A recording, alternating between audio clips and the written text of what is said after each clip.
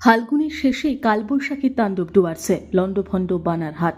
চৈত্র আসার আগেই কালবৈশাখীর রুদ্র রূপ দেখল ডুয়ার্স। বৃহস্পতিবার সন্ধ্যায় প্রবল ঝড়ে কার্যত তছনছ হয়ে গেল বানারহাট ও সংলগ্ন বিস্তীর্ণ এলাকা। ঝড়ের দাপটে বহু মানুষ গৃহহীন হয়ে পড়েছেন, ভেঙে পড়েছে জনজীবন, বিপর্যস্ত বিদ্যুৎ পরিষেবা, এমনকি কর্তব্যরত অবস্থায় ঝড়ের কবলে পড়ে আটকে পড়েন বানারহাট থানার আইসিও। বৃহস্পতিবার সন্ধ্যা নামতে আকাশ কালো করে শুরু হয় প্রবল বজ্রবিদ্যুৎ সহ বৃষ্টি ও ঝোড়ো হাওয়া। মুহূর্তের মধ্যে লন্ডভন্ড হয়ে যায় ডুয়ার্সের একাধিক জনপদ। সবথেকে বেশি ক্ষয়ক্ষতি হয়েছে বানারহাটে। জাতীয় সড়কের উপর একাধিক জায়গায় বিশাল আকারে গাছ উপড়ে পড়ায় যান চলাচল সম্পূর্ণ স্তব্ধ হয়ে যায়।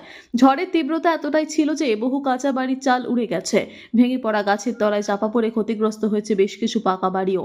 প্রবল ঝড়ে ছিঁড়ে পড়েছে বিদ্যুতের তার, উপড়ে গেছে খুঁটি। ফলে সন্ধ্যা থেকেই গোটা এলাকা অন্ধকারাচ্ছন্ন।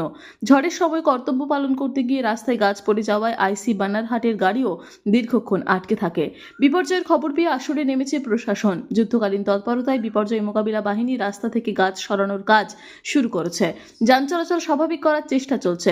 বিদ্যুৎ দপ্তর পরিষেবা ফেরাতে কাজ শুরু করেছে, তবে পরিস্থিতি স্বাভাবিক হতে সময় লাগবে বলেই মনে করা হচ্ছে।